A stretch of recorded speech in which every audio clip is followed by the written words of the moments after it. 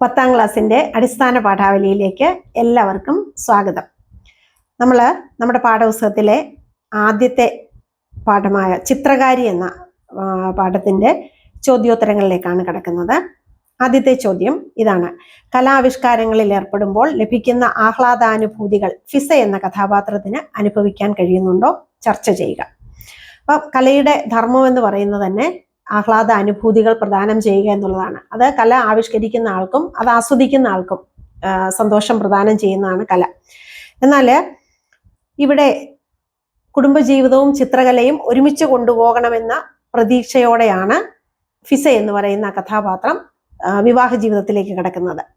എന്നാൽ തൻ്റെ കലാവാസനയെ അംഗീകരിക്കുകയോ പിന്തുണയ്ക്കുകയോ ചെയ്യാത്ത തികച്ചും യാഥാസ്ഥിതികമായ ഒരു അന്തരീക്ഷമാണ്, ഒരു കുടുംബമാണ് അവൾക്ക് ലഭിക്കുന്നത്. അങ്ങനെ അവളെ പ്രോത്സാഹിപ്പിക്കുന്നില്ല എന്ന് മാത്രമല്ല, അവളുടെ കലാവാസനകളെ പുച്ഛിക്കാൻ കൂടി അവർ തയ്യാറാവുന്നുണ്ട് എന്നതും ദുഃഖകരമായ ഒരു വസ്തുതയാണ്. അപ്പോൾ ആ വീട്ടിലെ ഭർത്താവിൻ്റെ ഉമ്മ പറയുന്നത്, പെണ്ണെന്ന് പറയുന്നത് വെച്ച് വിളമ്പാനുള്ളവളാണ്, ഭർത്താവിൻ്റെയും കുട്ടികളുടെയും കാര്യം നോക്കാനുള്ളതാണ്, അടുക്കളയിലെ പണി ഒരിക്കലും അവസാനിക്കുന്നില്ല എന്നൊക്കെയുള്ള അഭിപ്രായമുള്ള ആ ഉമ്മയുടെ അടുത്ത് അവൾക്ക് ചിത്രരചനയ്ക്കുള്ള സാധ്യതകൾ തന്നെ മങ്ങുന്ന കാഴ്ചയാണ് നമുക്ക് കാണാൻ കഴിയുന്നത്. അതുകൊണ്ട് തന്നെ അതോടൊപ്പം തന്നെ ഭർത്താവിൻ്റെയും പിന്തുണ ലഭിക്കാതാവുമ്പോൾ ഫിസയ്ക്ക് ഒരു കലാകാരി എന്ന നിലയിലുള്ള യാതൊരു സന്തോഷങ്ങളും ഇവിടെ ലഭിക്കുന്നില്ല എന്ന് തന്നെയാണ് നമുക്ക് മനസ്സിലാക്കാൻ സാധിക്കുന്നത്. അടുത്ത ചോദ്യം ഇതാണ്: അയാൾ അവളുടെ കൈവിരലുകളിലേക്ക് നോക്കി. ദൈവം തൊട്ട കൈവിരലിൽ അപൂർണമായൊരു ചിത്രത്തിന്റെ മഞ്ഞ ചായങ്ങൾ അപ്പോഴും പറ്റി നിന്നു. നിശബ്ദമായൊരു കരച്ചിലോടെ അവൾ കൈ കഴുകാൻ തുടങ്ങി. ഇവിടെ ചിത്രം വരയ്ക്കാനുള്ള ഫിസയുടെ അസാമാന്യമായ കഴിവിനെയാണ് ദൈവം തൊട്ട വിരലുകൾ എന്നതുകൊണ്ട് ഉദ്ദേശിക്കുന്നത്. എന്നാൽ താന് ഒരു വിവാഹ ജീവിതത്തിലേക്ക് കടക്കുമ്പോൾ ആ പെൺകുട്ടി, ഫിസ എന്ന് പറയുന്ന ആ പെൺകുട്ടി വിചാരിച്ചു തനിക്ക് ഈ ചിത്രരചനയും തൻ്റെ കുടുംബജീവിതത്തോടൊപ്പം കൊണ്ടുപോകാം എന്നുള്ള ചിന്തയോടുകൂടിയാണ് അവൾ അങ്ങോട്ട് പ്രവേശിക്കുന്നത്. പക്ഷേ അവൾക്ക് അത്തരത്തിലുള്ള ഒരു അനുഭവം ആയിരുന്നില്ല ഭർത്തൃ വീട്ടുകാരിൽ നിന്ന് ലഭിച്ചത്. അത്തരത്തിലുള്ള ഒരു സമീപനമായിരുന്നില്ല. അവള് ഇഷ്ടവിഭവങ്ങൾ ഉണ്ടാക്കി വെക്കുകയും വീട്ടിലെ പണികളൊക്കെ ഒതുക്കിയതിന് ശേഷം മാത്രം ചിത്രരചന നടത്താനും ഒക്കെ ശ്രമം നടത്തുന്നുണ്ടെങ്കിലും, അതിനോടൊക്കെ സമരസപ്പെട്ടു ആ കുടുംബത്തിന്റെ അന്തരീക്ഷവുമായി സമരസപ്പെട്ടു പോകാൻ ശ്രമിക്കുന്നുണ്ടെങ്കിലും അവള് ആ യാഥാസ്ഥിതിക കുടുംബം അവളെ പിന്തുണയ്ക്കാനോ പ്രോത്സാഹിപ്പിക്കാനോ ഒന്നും തയ്യാറായിരുന്നില്ല. പകരം അവളുടെ കലാവാസനയെ പുച്ഛിച്ചു തള്ളാനായിരുന്നു അവര് ശ്രമിച്ചുകൊണ്ടിരുന്നത്, കുറ്റപ്പെടുത്താനാണ് ശ്രമിച്ചുകൊണ്ടിരുന്നത്. അപ്പോൾ എത്രയൊക്കെ താന് നിശബ്ദമായി വിഷമങ്ങൾ സഹിക്കുകയും അല്ലെങ്കിൽ തൻ്റെ ഉത്തരവാദിത്തങ്ങൾ കൃത്യതയോടെ ചെയ്യുകയും ചെയ്താൽ പോലും ഒരു സ്ത്രീ എന്ന നിലയിൽ സമൂഹം അടിച്ചേൽപ്പിച്ചിരിക്കുന്ന പരമ്പരാഗതമായി നമ്മൾ ചിന്തിക്കുന്ന ആ ജോലികളിൽ നിന്ന് മാറി തനിക്ക് തൻ്റെതായ ഒരിടം ചിത്രരചനയിൽ കണ്ടെത്താൻ കഴിയുമോ എന്ന വലിയ ആശങ്കയിലാണ് ഈ കഥ അവസാനിക്കുന്നത്. എങ്ങോട്ടാണ് പോകുന്നത് എന്നുള്ള ഒരു ചോദ്യചിഹ്നമാണ് നമുക്ക് ആ കഥയുടെ ഒടുവിൽ കാണാൻ കഥാന്ത്യം നമുക്ക് തരുന്നത്. അവൾ ഒരുപക്ഷെ ഒരുമിച്ച് കൊണ്ടുപോകാൻ കഴിഞ്ഞില്ലെങ്കിൽ അവള് ആ കുടുംബജീവിതം തന്നെ ഉപേക്ഷിക്കുമോ, അതോ അവൾ ചിത്രരചന എന്നേക്കുമായി അവസാനിപ്പിക്കുകയാണോ ചെയ്യുന്നത് എന്നുള്ള ഒരു ചോദ്യം നമ്മുടെ മുന്നിലേക്ക് ഇട്ടുകൊണ്ടാണ്, നമ്മളെ വേദനിപ്പിക്കുന്ന ഒരു ചോദ്യം നമ്മുടെ മുന്നിലേക്ക് ഇട്ടുകൊണ്ടാണ് കഥ അവസാനിക്കുന്നത്. വരയ്ക്കാതെ അവളൊക്കെയും മറന്നുപോയിരിക്കും. വരയ്ക്കാതെ എന്ന പദം ആവർത്തിക്കുന്നുണ്ട്. വാക്യത്തിന് ആശയപരമായ എന്തെങ്കിലും മേന്മ ലഭിക്കുന്നുണ്ടോ? ഇത്തരം കൂടുതൽ ഉദാഹരണങ്ങൾ കണ്ടെത്തി പ്രയോഗഭംഗി വിവരിക്കുക എന്നാണ് ഇവിടെ ചോദിച്ചിരിക്കുന്നത്. വരയ്ക്കാതെ എന്ന് ഇവിടെ സൂചിപ്പിച്ചിരിക്കുന്നുണ്ട്. ഈ ആവർത്തനത്തിലൂടെ അവള് കുറെ കാലമായി ചിത്രം വരയ്ക്കുന്നില്ല, ആ കാല ദൈർഘ്യത്തെയാണ് ഇവിടെ അർത്ഥമാക്കുന്നത്. അപ്പൊ അത് ഒരുപാട് നാളായിട്ട് ഫിസ ചിത്രം വരയ്ക്കുന്നില്ല എന്ന സത്യം വായനക്കാരൻ ഇവിടെ വ്യക്തമാകുന്നുണ്ട്. അപ്പൊ അതിന്റെ കൂടുതൽ ഉദാഹരണം നമ്മൾ കേട്ട് എന്നൊരു വാക്ക്, കേട്ടു എന്നുള്ള വാക്ക് ആവർത്തിച്ചു വരുമ്പോൾ കേട്ട് എന്ന് പറയുമ്പോഴത്തേക്കും സ്ഥിരമായി കേട്ടുകൊണ്ടിരിക്കുക എന്നുള്ളൊരു ആശയം നമുക്ക് വ്യക്തമാകുന്നു. അതുപോലെ മടിച്ച് എന്ന് പറയുമ്പോൾ അതിൻ്റെ മടിച്ച് എന്നുള്ള വാക്കിൻ്റെ ആവർത്തനത്തിലൂടെ വളരെ മടിയോടുകൂടി എന്നുള്ള അർത്ഥം നമുക്ക് ലഭ്യമാകുന്നുണ്ട്. അതുപോലെ ചവച്ച് അല്ലെ, നന്നായി ചവച്ച് എന്നുള്ള അർത്ഥത്തിൽ ആ ഒരേ വാക്ക് ആവർത്തിക്കുമ്പോൾ, അപ്പോൾ ഇത്തരം ആവർത്തനങ്ങൾ ആശയപരമായ ഒരു അർത്ഥം വെളിവാക്കുന്നുണ്ട് എന്ന് തന്നെയാണ് നമുക്ക് കാണാൻ കഴിയുന്നത്. വെള്ളത്തിൽ കുതിർന്ന ബ്രഷ് പതിയെ കുടഞ്ഞ് അവളപ്പോൾ പറഞ്ഞു, ഞാൻ പണിയൊക്കെ തീർത്തിട്ടാ ഉമ്മ. കല്യാണം ഉറപ്പിക്കാൻ പോവാന്ന് പറയുമ്പോഴും അവൾ പറയുക വര നിർത്തൂല എന്ന്. മുകളിൽ നൽകിയ കഥാസന്ദർഭങ്ങളും കഥയും വിശകലനം ചെയ്ത് ഫിസ എന്ന കഥാപാത്രത്തെ നിരൂപണം ചെയ്യുക. നമ്മുടെ ചുറ്റുപാടും ഇന്ന് ഇത്തരത്തിലുള്ള പെൺകുട്ടികളെ ധാരാളമായിട്ട് നമുക്ക് കാണാൻ കഴിയും. എല്ലാ കാലത്തും കാണാൻ കഴിയും. ഇപ്പോഴും അത് അത്തരം കഥാപാത്രങ്ങൾ നമ്മുടെ ചുറ്റുപാടുമുണ്ട്.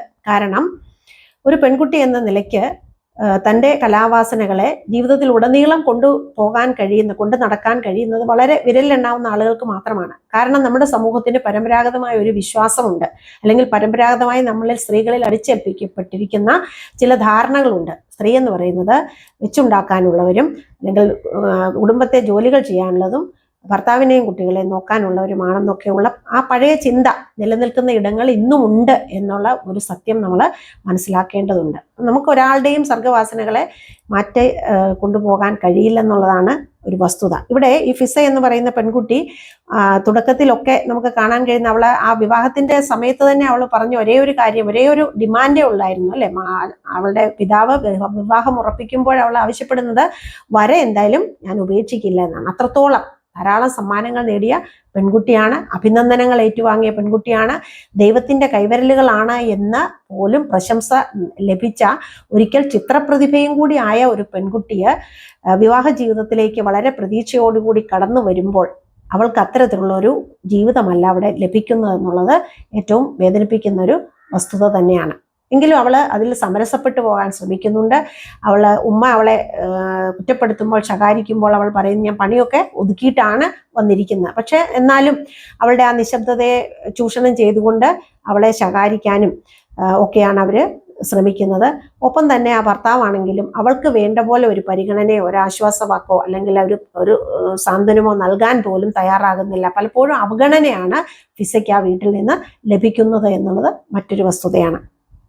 അതുപോലെ തന്നെ ആദ്യം ഉണ്ടായിക്കൊണ്ടിരുന്ന അല്ലെങ്കിൽ ആ നിശബ്ദത, അവളുടെ ആയുധം എന്ന് പറയുന്ന നിശബ്ദതയാണ്. ഭർത്താവിനോട് പൊരുതി ജയിക്കാൻ അല്ലെങ്കിൽ വാക്കുതർക്കത്തിൽ ഏർപ്പെട്ട് ജയിക്കാൻ ഒരിക്കലും അവൾ മുതിരുന്നില്ല എന്നതും ശ്രദ്ധേയമായ ഒരു കാര്യമാണ്. അവൾ പലപ്പോഴും നിശബ്ദത കൊണ്ട് തൻ്റെ ജീവിതത്തെ എങ്ങനെയെങ്കിലും ഇവിടെ ചേർത്ത് വയ്ക്കാൻ, തൻ്റെ ജീവിതം കുടുംബജീവിതം ശിഥിലമാകാതിരിക്കാനുള്ള എല്ലാ വിട്ടുവീഴ്ചകളും അവളുടെ ഭാഗത്തുനിന്ന് ഉണ്ടാവുന്നുണ്ട് അല്ലെ. അവൾ ചില സമയങ്ങളിലൊക്കെ വര തന്നെ വേണ്ടെന്ന് വെച്ച് മാറിയിരിക്കുന്ന അവസരങ്ങളും ഇടവേളകളും എടുത്തിട്ടുണ്ട്. അതുകൊണ്ട് തന്നെ അവൾ ആ ജീവിതം മുന്നോട്ട് കൊണ്ടുപോകാൻ തന്നെയാണ് ശ്രമിച്ചുകൊണ്ടിരിക്കുന്നത് എന്ന് നമുക്ക് വ്യക്തമാണെങ്കിലും നമ്മുടെ ചുറ്റുപാടുകളിൽ ഇന്നും കാണുന്ന സ്ത്രീകളെ പോലെ ചില അവസരങ്ങളിലെങ്കിലും അവൾക്ക് അതിന് കഴിയാതെ വരുന്നു. അപ്പോൾ അവളെ ഏറ്റവും ഒടുവിൽ ഭർത്താവിൻ്റെ ശാഠ്യങ്ങൾക്ക് വഴങ്ങി ഏറ്റവും ഒടുവിൽ കൈ കഴുകുമ്പോൾ അവൾ ഒരുപക്ഷെ തന്നിൽ അടിച്ചേൽപ്പിക്കപ്പെട്ട ആ വ്യവസ്ഥിതിയെ തട്ടി മാറ്റിക്കൊണ്ട് മുന്നോട്ട് പോകാനാണോ അവൾ തീരുമാനമെടുക്കുക എന്ന് പോലും നമുക്ക് തോന്നിപ്പോകുന്ന വിധത്തിലാണ് ആ കഥ അവസാനിക്കുന്നത്. ചിത്രകാരിയിലെ ചിത്രങ്ങൾ കഥയുടെ ഭാവതലത്തെ ആവിഷ്കരിക്കുന്നതിന് എത്രത്തോളം പര്യാപ്തമാണ് പരിശോധിക്കുക. ഇവിടെ 2 ചിത്രങ്ങളാണ് പാഠഭാഗത്ത് നമുക്ക് നൽകിയിരിക്കുന്നത്. ഒന്ന് മനോഹരമായ ഒരു വീടിന്റെ ചിത്രമാണ്. മനോഹരമായ ഒരു വീട് അവിടെ ഒരു ക്യാൻവാസിൽ വരയ്ക്കപ്പെടുകയാണ്.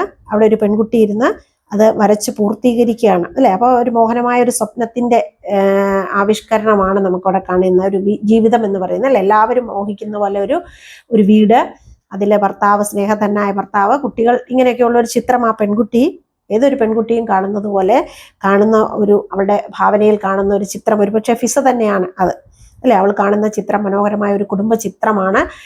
അല്ലെങ്കിൽ ഒരു വീടാണ് അവൾ അവിടെ വരച്ച് ചേർക്കാൻ ശ്രമിക്കുന്നത്.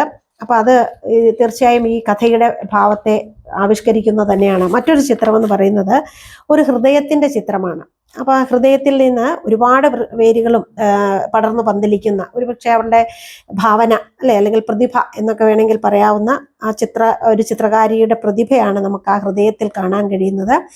അതിൽ നിന്ന് സർഗസൃഷ്ടികൾ, പറന്നുയരുന്ന സർഗസൃഷ്ടികളെയാണ് നമുക്ക് ഈ ചിത്രശലഭങ്ങളായിട്ട് നമുക്ക് കാണാൻ കഴിയുന്നത്. അപ്പോൾ അവിടെയും ഒരു മുറിപ്പാട് പോലെ അല്ലെ അല്ലെങ്കിൽ ആ ചിത്രങ്ങൾ ഒലിച്ചിറങ്ങുന്ന ആ വർണ്ണങ്ങൾ ഒരുപക്ഷെ അവരുടെ ആ ഹൃദയത്തിന്റെ മുറിപ്പാടുകളായിട്ടോ അല്ലെങ്കിൽ പൊടിയുന്ന ചോരയായിട്ടോ ഒക്കെ വേണമെങ്കിൽ നമുക്ക് സങ്കല്പിക്കാവുന്നതാണ്. അപ്പോൾ ആ കലാകാരിയുടെ മുറിപ്പെടുന്ന ഹൃദയത്തെയാണ് അത് സൂചിപ്പിക്കുന്നത്. അതിന്റെ ഒത്ത നടുവിൽ ഒരു പെൺകുട്ടിയുടെ രൂപമാണ് അതിൽ കൊടുത്തിരിക്കുന്നത്. അത് ഒരുപക്ഷെ അഫിസ എന്ന് പറയുന്ന അതിൻ്റെ പ്രതിരൂപമായിരിക്കാം അതിൽ നൽകപ്പെട്ടിരിക്കുന്നത് അല്ലെ. ഒരു ചിത്രകാരി ചിത്രം വരയ്ക്കാൻ കഴിയാതെ വീർപ്പുമുട്ടുന്ന ചിത്രകാരി, എങ്കിലും അവളിൽ നിന്ന് ഇടയ്ക്ക് ഉയർന്നു വരുന്ന ചിത്രശലഭങ്ങളെ പോലെയുള്ള സർഗസൃഷ്ടികൾ, ഇതൊക്കെയാണ് നമുക്കിവിടെ കാണാൻ കഴിയുന്നത്. അപ്പൊ ഇതും ആ കഥയുടെ ഭാവതലത്തെ ഭംഗിയായി ആവിഷ്കരിക്കാനായിട്ട് സാധിക്കുന്ന ഒരു ചിത്രം തന്നെയാണ്. അടുപ്പത്തെ പണി ഒരു കടലാഫിസേ, അതങ്ങോട്ട് തീർന്നു എന്ന് പറയാൻ പറ്റേ എങ്ങനെ? എൻ്റെ പെയിന്റടി പോലെ അല്ലാതെ എന്നല്ല, ഇതൊന്നും പെണ്ണുങ്ങൾക്ക് പറ്റിയ പണിയല്ല. ചിത്രകാരി സമ്മേളനത്തിൽ കവിത വായിച്ച പെൺകുട്ടിയെ ഇഷ്ടപ്പെട്ടു എന്ന് പറഞ്ഞതിന് ഇവിടെ വലിയ പുകിലായിരുന്നത്രേ. എന്താ ശരിയല്ലേ? എന്തിനാ പാട്ടും കഥയും? അമ്മ പറയണത് പോലെ പെണ്ണായാൽ ചോറും കറിയും വെക്കണം പറയണം. ഓർമ്മയുടെ ഞരമ്പ് KR മീര. ഒരേപോലെ ഉള്ള അല്ലെങ്കിൽ ഒരേ ചിന്താഗതിയുള്ള രണ്ട് എഴുത്തുകാര്, KR മീരയും ഷാഹിനായും. അവരുടെ കൂടെ മനോഭാവങ്ങളെ ആവിഷ്കരിക്കുന്ന രണ്ട് വാചകങ്ങളാണ് ഇവിടെ കൊടുത്തിട്ടുള്ളത്. ഇതിൽ നൽകിയ രചനാ സന്ദർഭങ്ങൾ തെളിയുന്നത് പോലുള്ള അവസ്ഥകൾ സമൂഹത്തിൽ ഇന്നും ഉണ്ടോ? യാതൊരു സംശയവുമില്ല, സമൂഹത്തിൽ ഇത്തരം അവസ്ഥകൾ ഇന്നും നിലനിൽക്കുന്നുണ്ട്. പലപ്പോഴും കലാകാരികളായിട്ടുള്ള നിങ്ങൾ സർഗശേഷിയുള്ള സ്ത്രീകൾക്ക് അനുഭവിക്കേണ്ടി വരുന്ന അല്ലെങ്കിൽ കേൾക്കേണ്ടി വരുന്ന ശകാരം തന്നെയാണ് ഈ രണ്ടിടങ്ങളിലും നമുക്ക് കാണാൻ കഴിയുന്ന. ഏതാണ്ട് ഒരേ രീതിയിൽ വ്യത്യസ്തമായ വാക്കുകൾ ഉപയോഗിക്കുന്നു എന്ന് മാത്രമേ ഉള്ളൂ. അടുപ്പത്തെ പണി ഒരു കടലാണ്, അതൊരിക്കലും അവസാനിക്കുന്നില്ല. അതിൽ നിന്ന് മാറി നിന്ന് വേറെ എന്തെങ്കിലും ഒരു കാര്യത്തിന് പോകാൻ സാധിക്കില്ല. അതുപോലെ പെയിന്റടി പോലെ എളുപ്പമല്ല അല്ലെ. അത് ആ സർഗവാസന അല്ലെങ്കിൽ ആ കലാ വൈഭവത്തെ ഒക്കെ എത്ര നിസ്സാരവൽക്കരിച്ചിട്ടാണ് ഇത് അത്ര പെയിന്റടി പോലെ അല്ല ഇത് എന്നൊക്കെ പറയാൻ ആ ഒരു അമ്മയ്ക്ക് കഴിയുന്നത്. ഇതൊന്നും പെണ്ണുങ്ങൾക്ക് പറ്റിയ പണിയല്ല.